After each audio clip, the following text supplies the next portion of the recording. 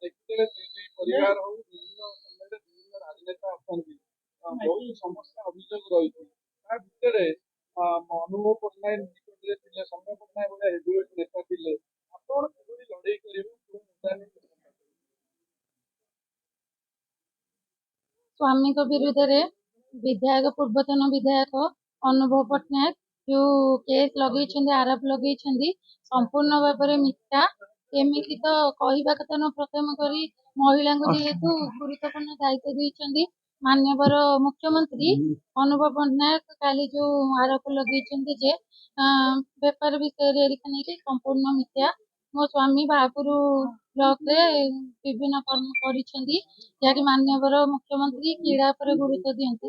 ମୋ ସ୍ୱାମୀ ପ୍ରଥମତଃ cricket tournament କରିଛନ୍ତି ଆନ୍ତର୍ଜାତିକ କ୍ରିକେଟ ଟୁର୍ଣ୍ଣାମେଣ୍ଟ ରାମ ମନ୍ଦିରଟେ କରିଛନ୍ତି ଲୋକଙ୍କ ସାହାଯ୍ୟରେ ସାଙ୍ଗସାଥୀଙ୍କ ସାହାଯ୍ୟରେ ରାମ ମନ୍ଦିରଟେ କରିଛନ୍ତି।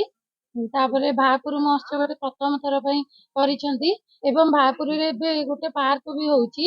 ଏତକ କରିବା ପରେ ବି ମାନ୍ୟବର ବିଧାୟକ ଥିଲେ ପୂର୍ବତନ ବିଧାୟକ ମୋ ସ୍ୱାମୀଙ୍କ ବିରୋଧରେ ମିଥ୍ୟା ଆରୋପ ଲଗେଇଛନ୍ତି। ଅନୁଭବ ପଟ୍ଟନାୟକ ସହିତ ଆମେ ଦେଖିଛୁ ବିଭିନ୍ନ ସମୟରେ ସେ ଏକାଠି ଥିଲେ ବିଭିନ୍ନ ସଭା ସମିତିରେ ସେ ଡାକନ୍ତି ହଲ ହଲ ହେଲେ ହବ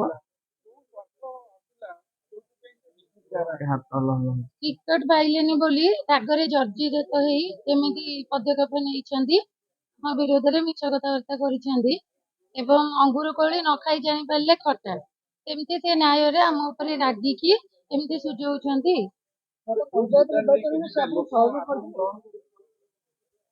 ସେ ପୂର୍ବତନ ବିଧାୟକଠୁ 50 ଲକ୍ଷ ଲାଞ୍ଚ ଖାଇଥିଲେ ଏବଂ ସମ କର୍ମୀଙ୍କ ଠାରୁ ବି 30% ଲାଞ୍ଚ ନିଅନ୍ତି।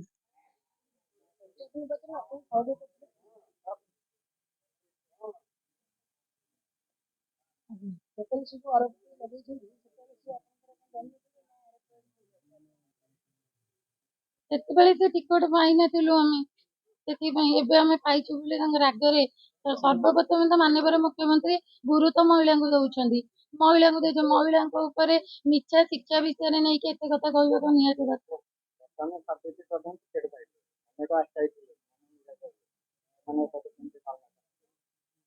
ସମସ୍ତଙ୍କ ସାଙ୍ଗରେ ଭଲରେ ସାମ୍ନା କରିବୁ କାହା ବିରୁଦ୍ଧରେ ଖଣ୍ଡପଡା ନିର୍ବାଚନ ମଣ୍ଡଳୀରେ ହସ ଖୁସିରେ ଚାହୁଁଛୁ ସବୁ କାମ କେମିତି ସୁଖରେ ହବ ସୁରୁଖୁରୁରେ ହବ କାହା ସାଙ୍ଗେ ବିରୋଧୀ ହବାକୁ ଚାହୁଁନୁ।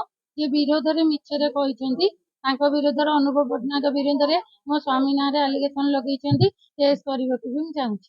ସାବିତ୍ରୀ ପ୍ରଧାନ ବର୍ତ୍ତମାନ ଟିକେଟ ପାଇଲା ପରେ ଖଣ୍ଡପଡା ବିଜେଡି ବର୍ତ୍ତମାନ 4 ଫାଳ ହେଇଯାଇଛି କେମିତି ସେମାନଙ୍କୁ ସବୁ ସଂଗଠିତ କରି ଆପଣ କରିବେ? ସମସ୍ତଙ୍କୁ ଧରିକି ସମସ୍ତଙ୍କ ସାଙ୍ଗରେ ଏଇ ବିଷୟରେ ଆଲୋଚନା କରିବୁ ଏ ବିଷୟରେ ଯାହା ହେଇବ ଗୁରୁତ୍ୱ ଶିଶିର ଭାଇ ଅଛନ୍ତି ଭାଇମାନଙ୍କ ସାଙ୍ଗେ ମିଶିକି ଶିଶିର ଭାଇଙ୍କ ସାଙ୍ଗରେ ଯୋଉ ସରପଞ୍ଚ ହଉ ବା ସମିତି ହଉ ସିଏ ମଧ୍ୟ ସାବିତ୍ରୀ ପ୍ରଧାନଙ୍କୁ ସପୋର୍ଟ କରିବେନି ମଧ୍ୟ ସିଧାସଳଖ କହିଛନ୍ତି। ନିଶ୍ଚିନ୍ତ କରିବେ ସମସ୍ତ କର୍ମୀ ଆମ ସାଙ୍ଗରେ ଅଛନ୍ତି ଆଉ ଖଣ୍ଡପଡା ନିର୍ବାଚନ ମଣ୍ଡଳୀରେ ଉଚିତ ଯିଏ ନ୍ୟାୟରେ ଅଛନ୍ତି ତାଙ୍କୁ ହିଁ ଭୋଟ ଦେବେ।